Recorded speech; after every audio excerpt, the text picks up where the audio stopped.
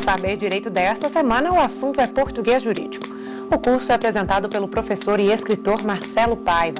Nas aulas, ele ensina a estrutura do texto jurídico de forma simplificada e a linguagem a ser empregada. Tudo isso agora no Saber Direito. Bem-vindo ao curso de português jurídico.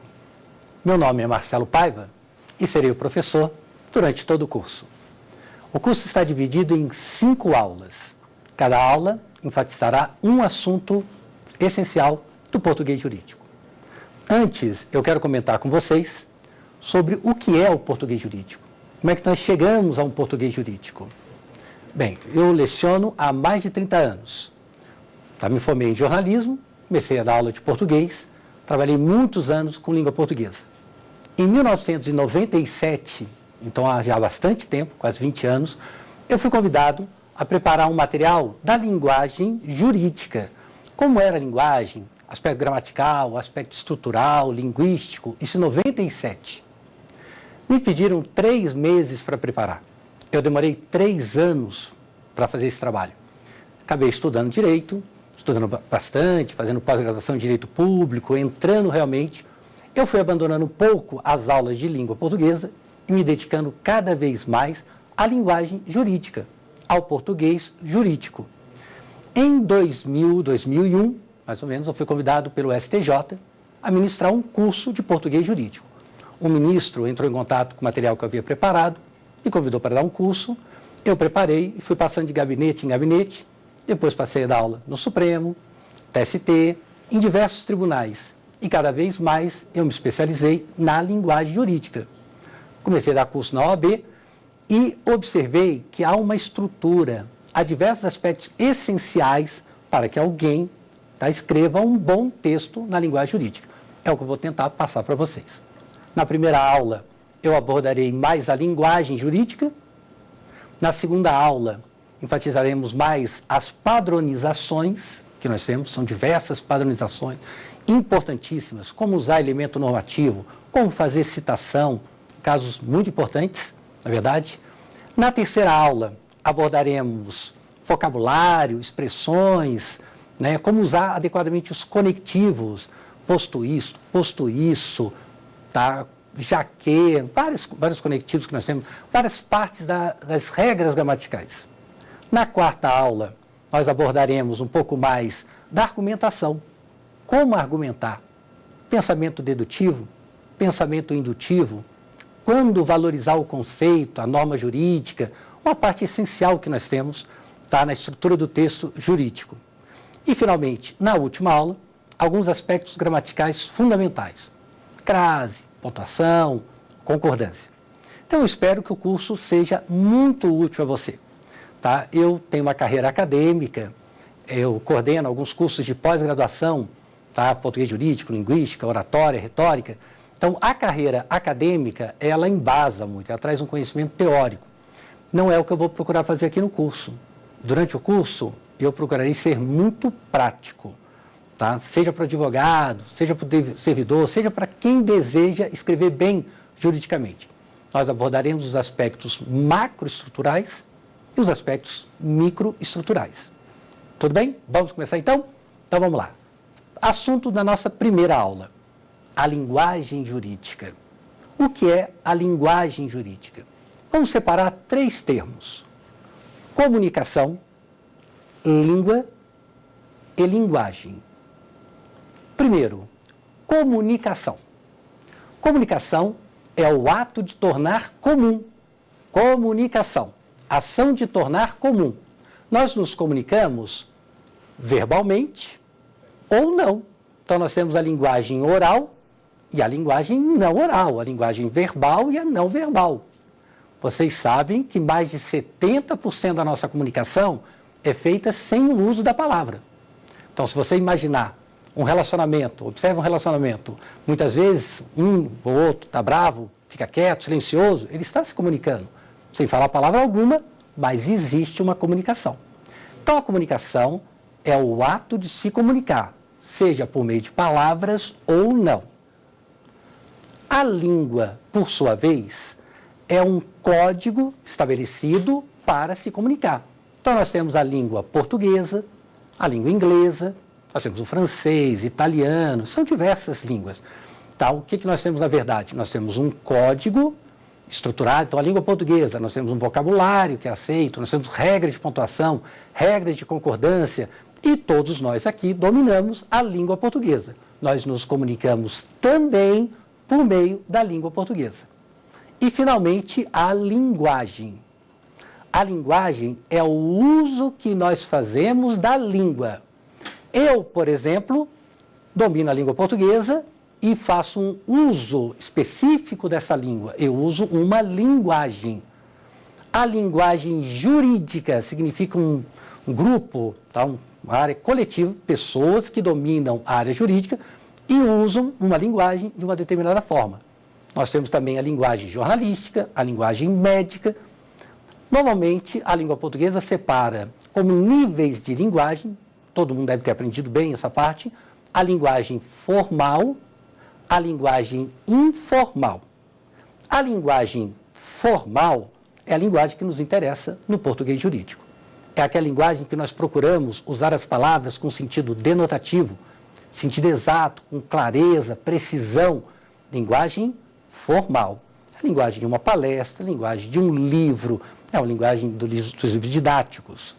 A linguagem informal, por sua vez, é a linguagem do dia a dia. Nós conversamos com os amigos, parentes, colegas, é o bate-papo, é o sentido figurado, é a gíria. Certamente alguns erros gramaticais são cometidos, porque na linguagem informal nós somos mais espontâneos. Então, o português jurídico, ele trabalha basicamente com a linguagem formal.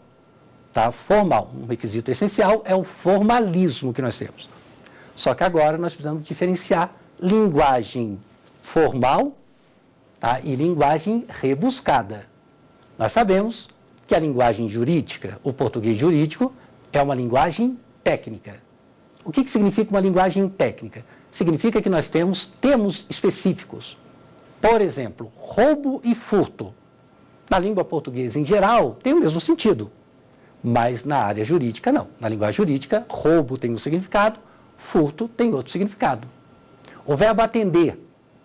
Gramaticalmente, o verbo atender pode ser transitivo direto, atender o pedido, ou atender ao pedido. Perfeito, uma linguagem comum. Mas na linguagem jurídica existe uma diferença. Atender o e atender ao tem sentidos específicos, e nós abordaremos isso durante o curso. Um outro exemplo, que muitas vezes me perguntam nos cursos, a diferença entre apenar e penalizar. Apenar significa, foi feita a justiça. Então, apenou, foi feita a justiça. Penalizar foi algo injusto. Então, isso é uma linguagem técnica. E, com certeza, o português jurídico, existe no português jurídico uma linguagem técnica. Diferente da linguagem rebuscada, que, infelizmente, ainda existe muito. Não existe sequer um manual de linguagem jurídica, de linguagem do bom texto, que diga assim: advogado, servidor público, magistrado tem que escrever de uma forma rebuscada. Isso não existe. O rebuscamento é um vício de linguagem que nós devemos evitar. Então, hoje, nós temos campanhas em diversas instituições, Supremo, TST, STJ, OAB, o ministro da OAB também, diversas OABs estão numa campanha para simplificação da linguagem. Significa uma linguagem direta, clara, objetiva, que é o que nós tentaremos passar aqui para vocês. Então, existe uma diferença entre linguagem técnica e linguagem rebuscada. Linguagem técnica é aquela linguagem direta, objetiva, específica, é a linguagem que nós queremos. Saber usar expressão latina, saber usar o termo de uma forma adequada. Linguagem rebuscada, por sua vez, é o que nós vamos evitar. Aqueles textos mirabolantes, aquelas criações, que são mais criações artísticas do que propriamente um bom texto. Infelizmente, ainda acontece muito e nós temos que evitar. Nós temos que evitar, durante o curso nós vamos abordar bastante o assunto. Até aí tudo bem? Então nós temos linguagem técnica, linguagem rebuscada. O tema da primeira aula, a linguagem jurídica, ela se baseia em dois tópicos básicos. Primeiro, os aspectos macros, a estrutura do texto. O segundo tópico, o domínio das regras gramaticais, dos estilos linguísticos que nós temos. Vou falar primeiro dos aspectos macros. O texto jurídico, basicamente, se divide em 3 partes. Quais são as 3 partes? Nós temos a premissa menor, que são os fatos. Na petição, tá, são os fatos. Tá? No acórdão, é o relatório que nós temos, não é verdade? No parecer, também é o relatório. Então, é o que aconteceu. É chamado de premissa menor. A segunda parte é a premissa maior. É a argumentação. É a norma jurídica. Em relação àqueles fatos, tá? Como funciona a norma jurídica? Quais são as normas jurídicas relacionadas àquele fato? E hoje, com o novo Código do Processo Civil, você deve ter observado, tá, que ele exige nas decisões judiciais uma relação clara, direta, entre a norma e o fato. Não basta só citar. Você tem que citar e relacionar, porque realmente é muito importante isso. Então, nós temos a premissa menor, que são os fatos. Nós temos a premissa maior, que são os argumentos. E, finalmente, nós temos a conclusão, que na petição é o pedido, na decisão judicial é a própria decisão que nós temos, no parecer jurídico é a conclusão que se chega ali. Então, texto jurídico, a estrutura, o aspecto macro, divisão em 3 partes. Primeiro, fato. Segundo, argumento. Terceiro, conclusão. Bem, vamos falar um pouquinho dos fatos. Alguns cuidados fundamentais para se construir um bom fato. Nos cursos da OAB, eu percebo muito que quando vai se colocar o fato, geralmente há uma mistura. Tá? O advogado ele tende a se perder nessa parte. Então, nós vamos tomar um cuidado para fazer uma boa petição. Para quem trabalha com decisão judicial, para fazer um bom relatório nessa parte. Importante que no relatório os parágrafos sejam pequenos. Então, quando você vai apresentar os fatos, sempre numa ordem linear e parágrafos pequenos. Geralmente, cada parágrafo com um período. Geralmente, não obrigatoriamente. Erro comum que ocorre é, ao escrever, o primeiro parágrafo apresenta todas as ideias. Há uma mistura de ideias. Na hora que você vai ler uma petição, vai ler uma decisão, tá? O primeiro parágrafo que aparece ali, ele está confuso. Então, nós vamos tomar muito cuidado com isso. Nós vamos ter uma aula específica para falar disso detalhadamente, que é a nossa 4ª aula. A 4ª aula nós vamos estudar com calma como fazer, tá, um bom texto, seja no relatório, seja nos fatos, seja na argumentação. Então, a primeira parte é saber organizar a ideia. Daí é fundamental se fazer um esboço. Quais são os assuntos relevantes? Como dividir esses assuntos relevantes? Não é verdade? Primeira parte. A segunda parte vem a argumentação. A argumentação é essencial. Essencial, e é uma pena que as faculdades de Direito no Brasil, elas, de uma certa forma, não enfatizam tão bem essa parte de argumentação. Nós temos na argumentação a norma jurídica relacionada ao fato apresentado. Então, nós citamos o fato. Aí nós vamos relacionar com a norma jurídica. Essa norma jurídica tem que ter uma relação direta. E aí nós devemos conhecer o pensamento dedutivo, o pensamento indutivo. Porque, ora, fica um bom texto pelo pensamento dedutivo, ora, o bom texto é um pensamento indutivo. São os dois principais, não é verdade? Que daí surgem as expressões a priori e a posteriori. A priori indica uma estrutura dedutiva, a posteriori indica uma estrutura indutiva. É muito comum na linguagem jurídica se usar a expressão a posteriori como depois. A posteriori não significa depois simplesmente. Significa que nós vamos lançar uma argumentação depois, não é verdade? O pensamento dedutivo significa que eu tenho um fato e existe uma norma jurídica que contempla exatamente aquele fato. Então, ao escrever, eu tenho aquele fato. Ao iniciar o argumento, eu devo primeiro citar a norma jurídica e depois relacionar o fato. Vamos citar um exemplo. Vamos imaginar que você esteja fazendo uma petição. E a petição, houve um casal, estava feliz, viveram juntos 5 anos, depois se separaram. Com a separação, o marido ficou obrigado, o ex-marido agora, obrigado a pagar a pensão alimentícia. No entanto, ele começa a pagar, paga um mês, outro mês, depois para de pagar. Ficou 5, 6 meses. Então você, de repente, tem que preparar uma petição para justamente essa situação. A esposa deixou de receber a petição, a pensão alimentícia. No Brasil, existe uma norma jurídica que contempla exatamente essa situação? Existe, e ela é muito clara. Nós temos aí um caso de pensamento dedutivo. Por que pensamento dedutivo? Porque existe uma norma jurídica que contempla exatamente a situação. Qual é a estrutura recomendada na argumentação? Primeiro, citar o artigo tal, do código tal, prevê tal coisa. E depois relacionar ao fato. Por que o pensamento dedutivo aí é o ideal? Porque a norma jurídica contempla exatamente a situação. E o pensamento dedutivo deve ser usado apenas em situações assim. Quando, no entanto, nós temos um fato, mas a norma jurídica não contempla exatamente este fato, o pensamento dedutivo não é o ideal. Nós vamos abordar bastante essa diferença, porque ele é fundamental. Nós temos uma primeira pergunta agora, que eu vou abrir espaço para responder. Então, vamos ver a primeira pergunta que nós temos. É recomendado usar expressões latinas nos textos jurídicos?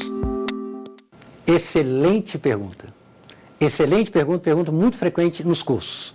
Você se lembra que nós falamos no começo da aula de texto técnico, linguagem técnica e linguagem rebuscada. A expressão latina pertence à linguagem técnica, então ela deve ser empregada. Qual o problema que nós temos com a expressão latina? Quando ela é usada sem necessidade, ou usada inadequadamente, ou é muito empregada. Então, um problema que nós temos na linguagem jurídica é aquele texto que é carregado de expressão latina. Aí fica inadequado. Ela deve ser usada quando necessário. Por quê? Porque a expressão latina, ela condensa um sentido. Então, nós temos palavras no texto jurídico que, ao usar aquela expressão, ela condensa todo um significado que quem é da área jurídica domina. Então, se você escreve para alguém que é da área jurídica, não tem problema algum usar a expressão latina, mas com muita calma. Poucas vezes e apenas quando é essencial. Jamais você vai escrever para alguém que não domina a linguagem. Então, numa petição, posso usar? Posso. De repente, eu vou detalhar um significado que a expressão latina é muito clara. Tá? Numa decisão judicial, perfeito também, mas pouco e com certeza de uso. Então, a linguagem, a expressão latina não pertence à linguagem rebuscada, mas se torna um vício se é mal usada ou usada em exagero. E algumas vezes nós encontramos isso. Tá? Excelente pergunta isso. Tá? Tudo bem? Então, a linguagem jurídica trata exatamente dessa parte. Sempre que você puder evitar o rebuscamento, usar um texto direto, objetivo, que é justamente outro aspecto da estrutura do texto. Então, nós comentamos que o texto deve ser dividido fato, argumento, conclusão. Ao produzir uma petição, ao produzir uma decisão, essa divisão tem que estar clara. Até determinado ponto é o fato. Depois começa o argumento. Depois começa a conclusão. Tá? Na terceira aula eu vou detalhar bem esta parte. Quando entrou na argumentação, ao produzir o texto, já fica claro para mim se eu vou usar um pensamento dedutivo ou vou usar um pensamento indutivo. Qual das duas? Também nós vamos detalhar durante o curso. E depois a conclusão. Quem lê vai ter uma facilidade, vai estar claro aquilo. E para que você produza bem o texto, você deve dominar vários aspectos fundamentais ao bom texto. Não se trata de dom. O texto jurídico não é dom. O texto jurídico é técnica. Qualquer pessoa aprende.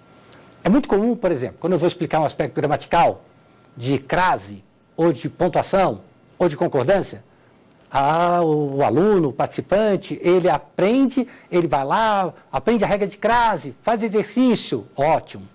Mas quando nós vamos trabalhar texto, a estrutura do texto, como fazer um período, como fazer um parágrafo, geralmente a pessoa se assusta. Eu trabalho há mais de 30 anos na aula e é uma coisa impressionante. Quando numa sala de aula eu pergunto, quem escreve bem? Poucas pessoas levantam a mão. Agora, quando eu pergunto, acabei de explicar a crase, quem dominou o assunto? Muita gente.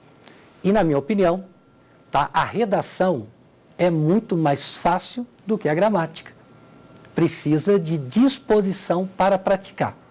Então, o próximo tópico, eu dou o nome de competência textual. Eu acho fundamental. Você se torna competente.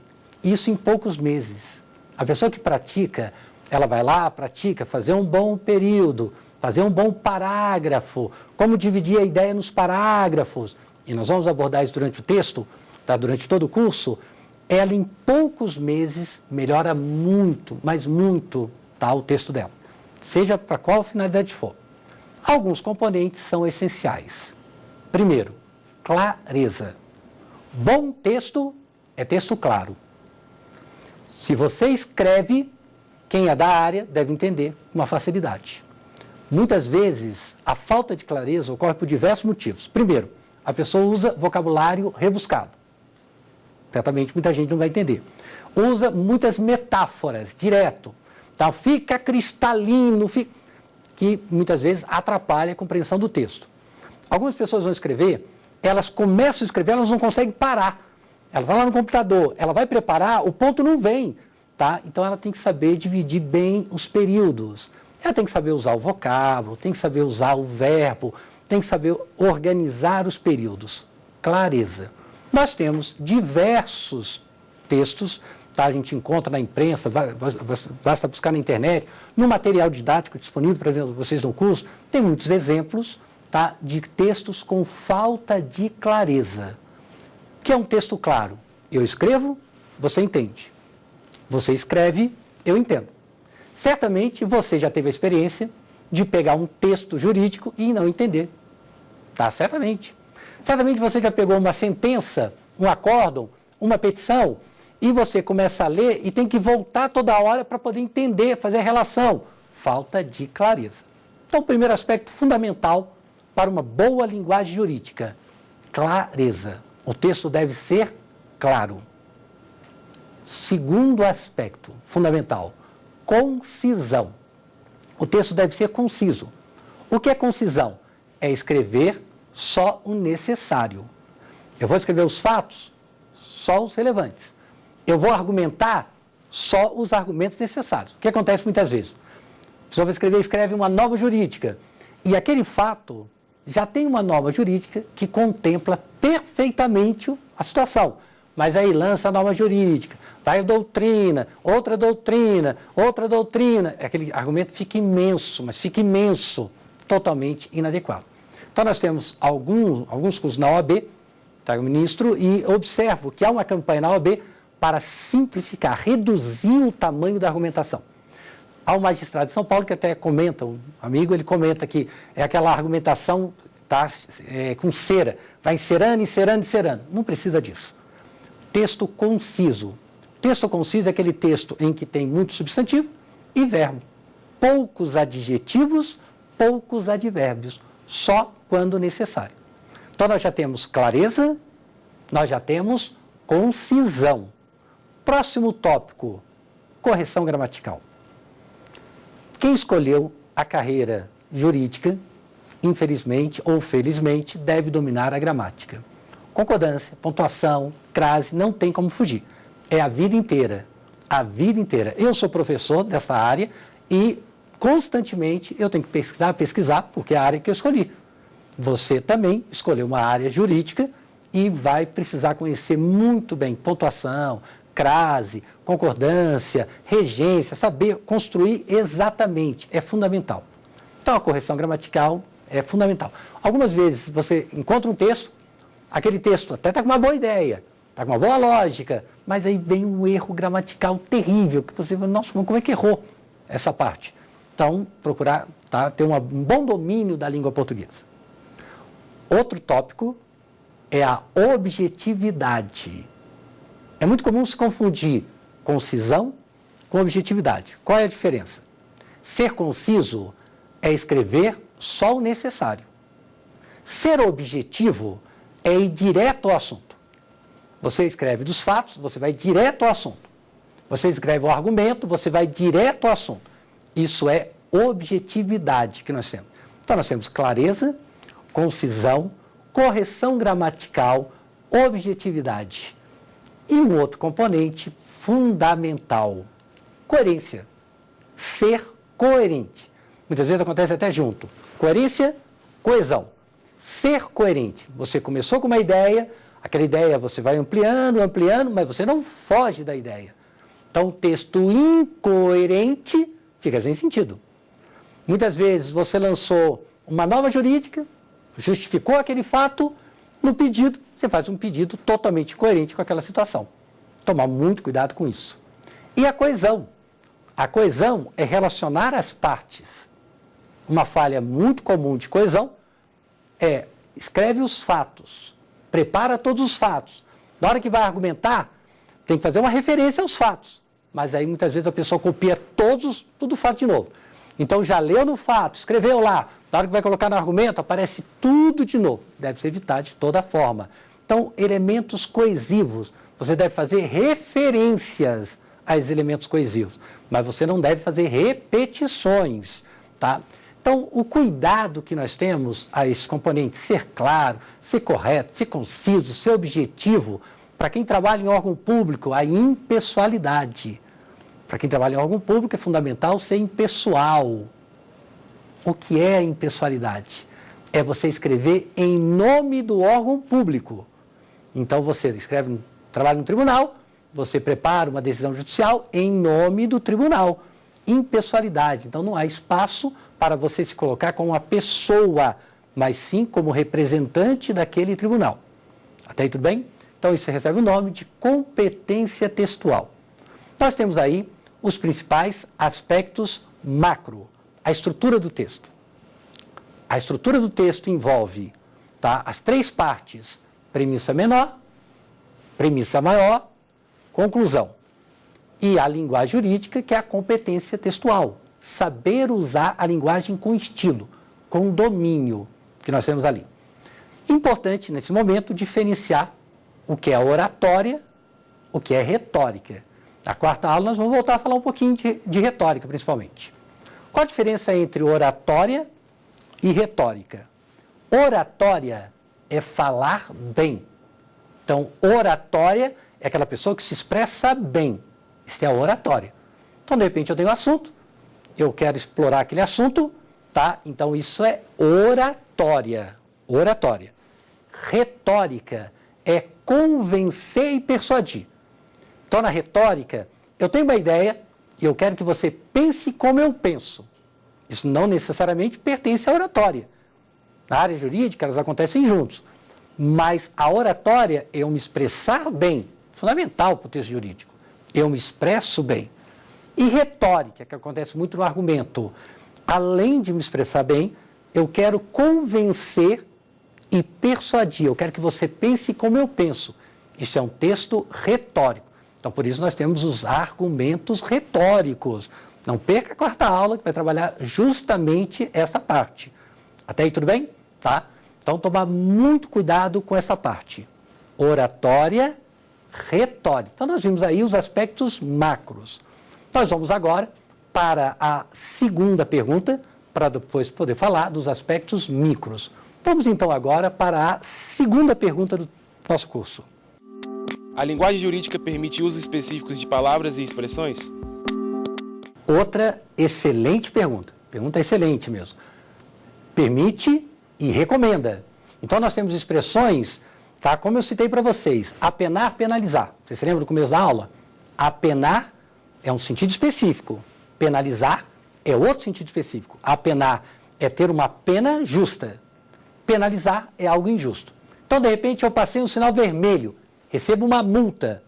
Apenado. Fui apenado. Foi merecido. Agora, de repente, tá, eu tenho um imóvel, ficou parado o imóvel, desliguei a luz e veio uma conta absurda de luz, mas estava desligado. Aí, no caso, eu fui penalizado. Esse uso exato do termo é recomendado. Infelizmente, é muito comum o próprio advogado não dominar palavras precisas. E é importante que você estude bastante em relação a isso. Um exemplo que eu cito, por exemplo, são os tesauros. Nós temos os tesauros. Nós temos tesauro no STJ, no TJDF, no Ministério Público, a Câmara dos Deputados também está preparando um tesauro. O que é o tesauro? O tesauro é um estudo que é feito de termos jurídicos e o seu significado exato, o seu significado preciso. É fundamental para quem faz ementa jurisprudencial, mas eu considero fundamental também a todo advogado, a quem trabalha em gabinete, aos magistrados, porque ali você tem o sentido exato do emprego, tá, que você tem do termo jurídico. O STJ também lançou um manual muito interessante. Nós temos um manual de padronização, e além do manual de padronização, nós temos um manual do STJ que está disponível na internet, tá, de expressões que nós temos na linguagem jurídica, fundamental, tá, de vários tempos. Então, pergunta excelente, recomenda, orienta, termos específicos que nós temos. E aí, já é um motivo para nós entrarmos nos aspectos micros da linguagem jurídica. O assunto da primeira aula, linguagem jurídica. Falamos um pouquinho da estrutura, e vamos voltar a falar da estrutura na quarta aula. Vamos falar agora dos aspectos micros. Nós vamos falar um pouquinho de padronização e vocabulário, que será o assunto principal da segunda e da terceira aula. Bem, a linguagem jurídica pede que o advogado, o operador do direito, domine a gramática, mas não só a gramática, padronizações que nós temos. Por exemplo, você tem lá uma petição. Aí na petição aparece residente domiciliado a ou em. E aí, o que você marca? Está lá fazendo uma petição, residente domiciliado a ou residente domiciliado em. A forma correta é residente domiciliado em, mas é impressionante como muita gente marca a, uma falha gramatical, tá? Que deve ser evitada de toda forma, na verdade. Então nós temos aspectos micros, por exemplo, pontuação de elementos normativos. O elemento normativo, para quem trabalha com direito, ele usa a todo momento. Então, na transcrição direta, na transcrição indireta. Na segunda aula nós vamos falar bastante disso. Mas vou citar um exemplo. Como pontuar um elemento normativo? Vamos imaginar que você vai fazer uma referência ao elemento normativo. Então você coloca lá, de acordo com o inciso tal, do artigo tal, do código tal. Você se lembra que nos atos normativos começa do maior para o menor. Então nós temos o artigo, parágrafo, inciso, alínea, item. Então do maior para o menor. Artigo, parágrafo, inciso, alínea, item. Quando nós vamos citar, algumas pessoas citam na ordem crescente. Então vão escrever, colocam lá, de acordo com o artigo tal, do código tal, ordem crescente, do menor para o maior.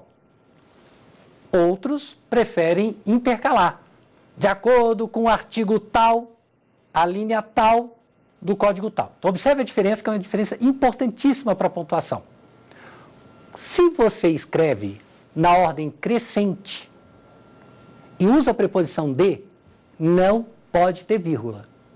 Então, imagine que eu vou colocar o inciso tal, do artigo tal, do código tal. O inciso tal, do artigo tal, do código tal. Não pode ter vírgula. Por quê? Porque é a ordem crescente com a preposição de. Agora vamos imaginar que você use a ordem indireta, que é muito comum aqui no Brasil. Na ordem indireta, você coloca assim, o artigo tal, a linha tal, do código tal. Observe que a linha está deslocada. Você citou primeiro o artigo e depois, é muito comum colocar a linha ou inciso. A linha e inciso são os mais comuns, não é verdade? Como está fora do lugar, vírgula obrigatória. Então deve ficar como? O artigo tal, vírgula. A linha B, coloca só o B, vírgula, B entre aspas, ou itálico, vírgula. Então eu tenho duas vírgulas, antes da linha e depois. O artigo tal, vírgula. B, vírgula, do código tal. Porque a linha está deslocada. É impressionante. Eu trabalho muito com cursos na OAB, em tribunais, em diversos lugares, tanto no Brasil como em Portugal, e observo a falha de pontuação. Tá, nós encontramos diversos manuais fazendo orientação, mas é muito comum errar. Então, tomar muito cuidado com isso. Nós temos agora casos micros, o domínio da língua, o domínio de saber usar bem. Outro exemplo, também vamos abordar no vocabulário. É muito comum na linguagem jurídica usar a ideia de causa. E a língua portuguesa possui diversos conectivos de causa. Por quê? Visto que, uma vez que, são vários, porquanto, só que mesmo tendo vários, a linguagem jurídica acabou criando alguns de forma equivocada. Por exemplo, agora você tem que anotar, porque isso é muito importante. Vez que, não existe vez que na língua portuguesa. Nunca. Sempre que for escrito, está errado. Vez que, fora. De vez que, fora. Pode tirar. Totalmente errado. Então, vez que está errado. De vez que está errado. Algumas vezes nós encontramos eis que. Eis que. O eis que existe na língua portuguesa, mas não com ideia de causa. Eis que tem ideia de tempo, surpresa. Eis que ela chegou. Eis que a chuva começou. Não para ser usado no papel de porquê. E é muito usado, mas muito empregado mesmo. Então, eis que está errado. Posto que, o concurso faz a festa, porque normalmente quem é da área jurídica erra muito no posto que. Posto que tem ideia de apesar de, não tem ideia de causa, tem ideia de apesar de. Então, está inadequado, tá? Colocar posto que com papel de porquê. Outro cuidado. Então, nós temos ideia de causa. Outra ideia que a gente usa muito na linguagem jurídica, ideia de finalidade. A fim de, para, com vistas, com objetivo. Perfeito, perfeito. Só que, da mesma forma, nós criamos algumas expressões equivocadas. Exemplo, trata-se de, visando, objetivando. Você pode tirar esse visando, objetivando. Sempre vai estar errado nesse caso. Tá? Sempre que você tiver o visando, objetivando, com a ideia de a fim de, tá? Com o objetivo de, ele está inadequado. O gerúndio não pode ter essa ideia. Então use, trata-se de, com objetivo, com vistas, mas não visando, objetivando. Outro exemplo, inadequado, infelizmente, para a ideia de finalidade. No sentido de. Então vai escrever e coloca, haverá reunião no sentido de resolver tal coisa. No sentido de, tem ideia de significado. Tal palavra foi empregada no sentido de. Quando se vai explicar uma jurisprudência, perfeito. Tal entendimento do tribunal, no sentido de, mas não para indicar a fim de. Então aí são algumas falhas do domínio gramatical. Compromete o texto jurídico. Então o texto jurídico pode ser comprometido tanto na estrutura macro, como em pequenos detalhes gramaticais ou de padrões. Um outro exemplo, muito comum também, é o verbo restar. O verbo restar entrou na língua portuguesa pelo francês. E na língua portuguesa, ele só pode ser verbo intransitivo ou transitivo indireto. Então, o verbo restar só pode ter ao lado substantivo ou verbo, só. Então, nós podemos falar, restam dúvidas. Resta saber. Perfeito. Substantivo ou verbo. Mas quer ver uma falha muito comum na linguagem jurídica? Colocar o verbo restar ao lado de um particípio. Você deve se lembrar das 3 formas nominais. Quais são as 3 formas nominais? Infinitivo, gerúndio e particípio. Infinitivo faz papel de substantivo. O anoitecer, substantivo. O gerúndio faz papel de advérbio. Anoitecendo é um advérbio de tempo. E o particípio faz papel de adjetivo. Insatisfeita, inadequada é um adjetivo. É muito comum usar o verbo restar com um particípio. E o particípio tem papel de adjetivo. E se eu coloco um adjetivo, o verbo restar vira verbo de ligação. E não pode na língua portuguesa. Então a gente encontra resta provado, resta confirmado, restou inadequado. Inadequado não pode ter particípio.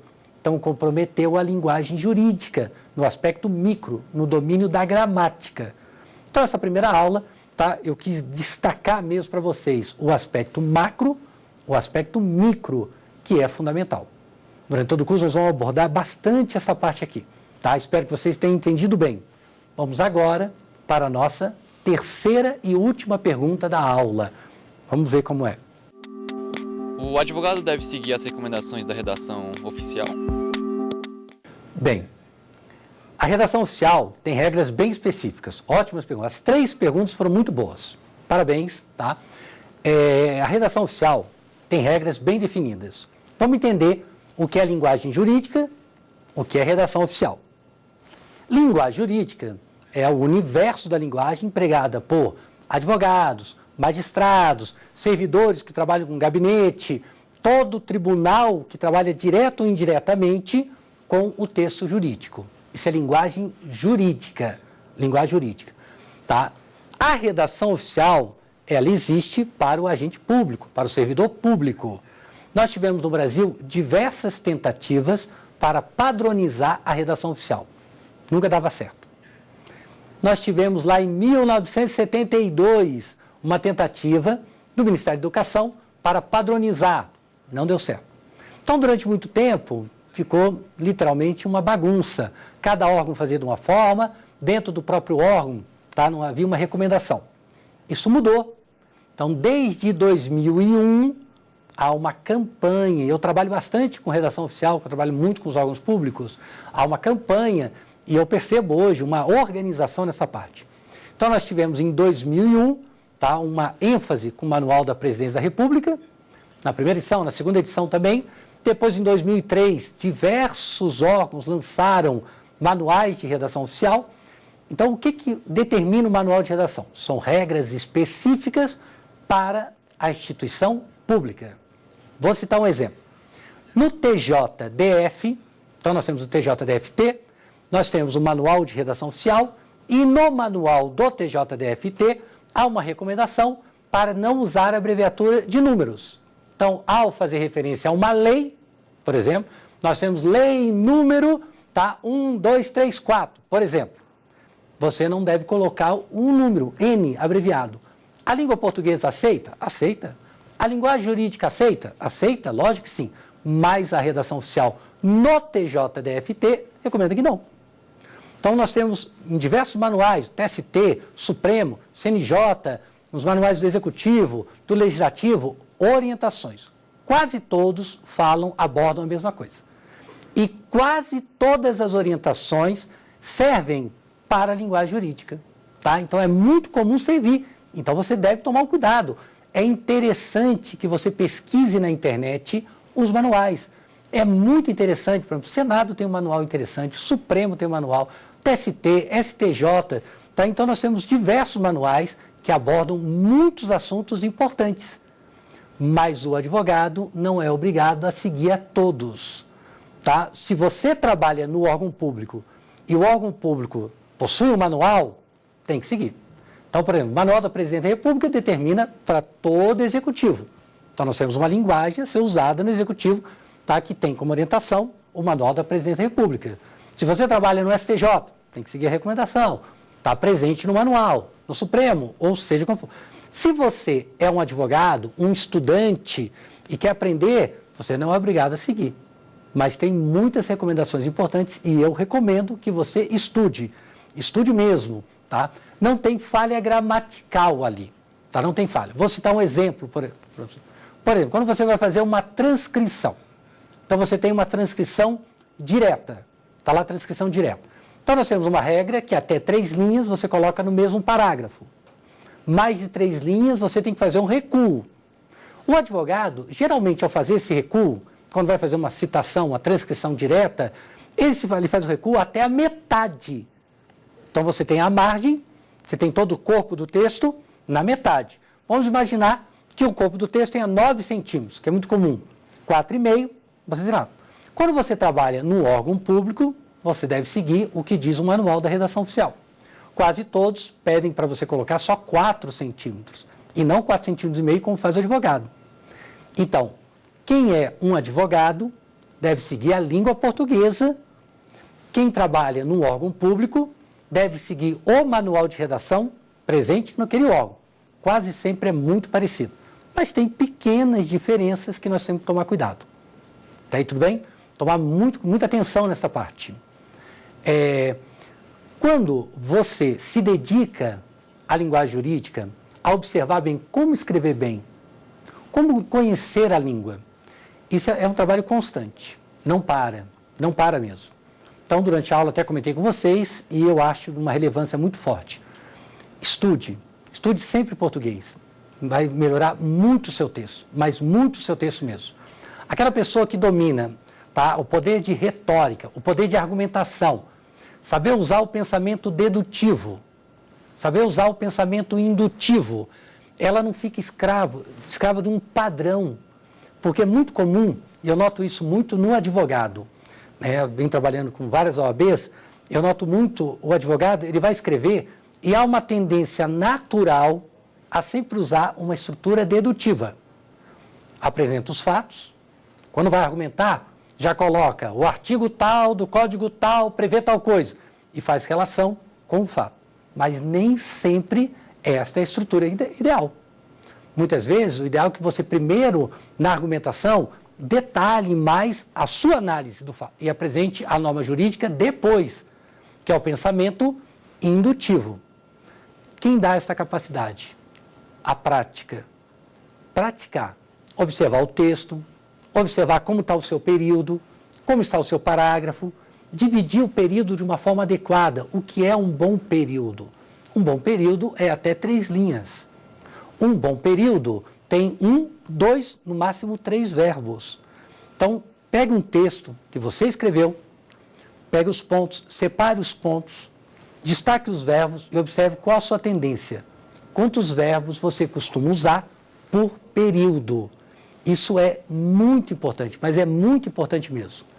Quando você faz a separação dos períodos, você observa se você está misturando ideias. Tá vendo essa mistura de ideias? Aí você organiza o seu parágrafo. É uma dedicação que melhora muito o seu texto. Então, aí no aspecto estrutural. Para melhorar o aspecto do domínio gramatical, é o estudo das regras gramaticais. Então, essa primeira aula, eu procurei enfatizar com vocês justamente a importância desta parte. Os aspectos estruturais, que nós vamos abordar com mais calma na 4ª aula.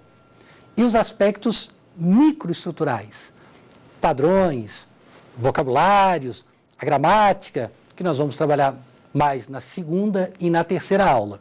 A última aula eu vou dedicar bem a aspectos gramaticais, qualidades e defeitos do texto jurídico. Eu espero que o nosso curso ele seja muito útil a você, mas ele seja bem útil mesmo, que você assista às aulas várias vezes, para que você possa observar como acontece com você. E você cria uma flexibilidade de escrever melhor, cada vez de uma forma mais transparente, mais clara, mais objetiva. Tá? Na primeira aula, então, nós trabalhamos a linguagem jurídica. Na próxima aula, não perca, uma aula muito importante, eu abordarei com vocês padronizações. Alguns padrões que existem na língua portuguesa e devem ser empregados na linguagem jurídica. Tá? Então, tomar muito cuidado com isso. Eu espero você na próxima aula. Se você tem dúvidas, mande um e-mail para a gente, saberdireito@stf.jus.br. E você também pode estudar pela internet acessando o site tvjustiça.jus.br.